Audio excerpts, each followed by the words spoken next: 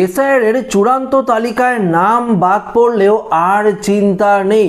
আধার card এবং admit কার্ডকেও বৈধ নথি হিসাবে গ্রহণ করার নির্দেশ দিল সুপ্রিম কোর্ট। হ্যাঁ বন্ধুরা, তাহলে এবার সমস্ত কিছু সমস্যার কিন্তু সমাধান করে দিল সুপ্রিম কোর্ট। তো এই নিয়ে একটি গুরুত্বপূর্ণ আপডেট উঠে এসেছে, যা আজকের এই ভিডিওতে আপনাদেরকে এই বিষয়ে একদম বিস্তারিতভাবে জানিয়ে দেব। তো আশা রাখবো ভিডিওটিতে আপনারা প্রত্যেকেই প্রথম থেকে শেষ পর্যন্ত সঙ্গে থাকবেন এবং নতুন হয়ে থাকলে চ্যানেলটিকে সাবস্ক্রাইব করে পাশের দেওয়া বেল আইকনটিকেও প্রেস করে অল নোটিফিকেশনটিকে বাজিয়ে দেবেন।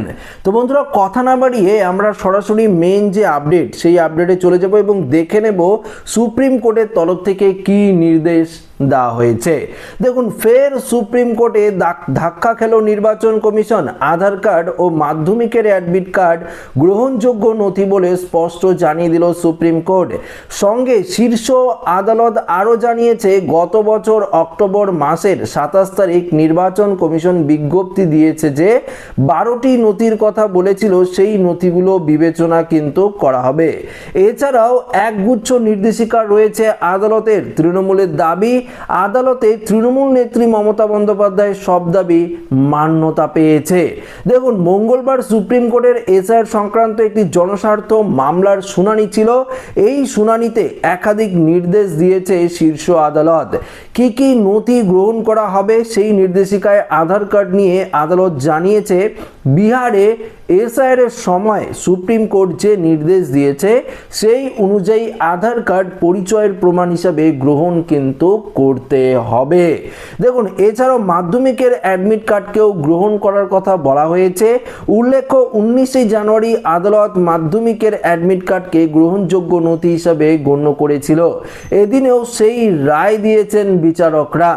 এছাড়াও দেখুন, আদালত জানিয়েছে 28শে ফেব্রুয়ারি প্রথম চূড়ান্ত তালিকা প্রকাশিত হবে। তারপর যে সাপ্লিমেন্টারি তালিকা প্রকাশিত করা হবে সেটিও চূড়ান্ত তালিকার মধ্যে ধরতে হবে। তো বুঝতেই পারলেন, এই 28শে ফেব্রুয়ারি যে চূড়ান্ত তালিকা প্রকাশিত করা হবে, এই তালিকায় আপনার নাম না থাকলেও আর কোনো চিন্তা নেই, আতঙ্কিত হওয়ার কোনো কারণ নেই, ভয় পাওয়ারও কারণ নেই। কেননা সাপ্লিমেন্টারি তালিকায় আপনার নাম যদি উঠে যায়, উঠবে, কেননা আধার কার্ড মাধ্যমিকের অ্যাডমিট কার্ড গ্রহণ করা হয়েছে, তো আপনার নাম কিন্তু 100% উঠবে। সেক্ষেত্রে কিন্তু সেই সাপ্লিমেন্টারি লিস্টটাকেও চূড়ান্ত তালিকার সঙ্গে ধরা হবে। শুনানিতে নির্বাচন কমিশনারের আইনজীবী বলেছেন, তাদের নিজস্ব সিদ্ধান্তে সার্কুলার ও নির্দেশ জারি করার ক্ষমতা আছে। সুপ্রিম কোর্ট তা মানেনি। আদালত মনে করিয়ে দিয়েছে যে বিচার বিভাগীয় আধিকারিকরাই চূড়ান্ত কর্তৃপক্ষ, অন্য কেউ কোনো নির্দেশ জারি করতে পারবে না। দেখুন, এছাড়াও সময় মতো কাজ শেষ করে 28শে ফেব্রুয়ারি যাতে চূড়ান্ত তালিকা প্রকাশ করা যায়, তার জন্য দরকার ভিন রাজ্যের আধিকারিকদের নিয়োগ করা হোক, এমনই নির্দেশ দিয়েছে শীর্ষ আদালত। এ প্রসঙ্গে ঝাড়খণ্ড, ওড়িশা থেকে জুডিশিয়াল অফিসারদের নিয়োগের পরামর্শ দিয়েছে বিচারপতিদের। প্রধান বিচারপতির বেঞ্চে এই নির্দেশ নিয়ে আপত্তি তোলেন রাজ্যের তরফে আইনজীবী তথা তৃণমূল সাংসদ কল্যাণ বন্দ্যোপাধ্যায়। তার সওয়াল, ভিন রাজ্যের অফিসাররা বাংলা বুঝতে পারবে না, কাজে সমস্যা হবে। তাতে প্রধান বিচারপতি সূর্যকান্তের দাবি, একসময় পশ্চিম বাংলা সহ গোটা অঞ্চলে বাঙালি সংস্কৃতি চলত, সেখানকার মানুষজন বাংলায় সাবলীন, তাই কাজে সমস্যা হওয়ার কথা নয়। দেখুন বন্ধুরা, এই বিষয়ে আপনাদেরকে একটি পরিষ্কার ধারণা দিয়ে দিচ্ছি। বিহারে আধার কার্ডকে তো মান্যতা দেওয়া হয়েছিল, পরবর্তীতে দেখুন সুপ্রিম কোর্টও বলেছে যে আধার কার্ডকেও পরিচয়পত্র হিসাবে মান্যতা দেওয়া হোক। পাশাপাশি অ্যাডমিট কার্ডকে তো গ্রহণ করা হয়েছে, অ্যাডমিট কার্ডকেও গ্রহণ করার নির্দেশ কিন্তু দেওয়া হয়েছে। এবার অনেক ভোটার রয়েছে, লক্ষ লক্ষ ভোটার রয়েছে, যাদের সমস্যা যে ছিল সেই সমস্যা কিন্তু অনেকটাই মিটতে চলেছে। যারা পরিচয়পত্রের জন্য আপনারা বিভিন্ন ধরনের নথি প্রডিউস করেছিলেন, সেক্ষেত্রে আপনি রিজেক্ট হয়েছেন।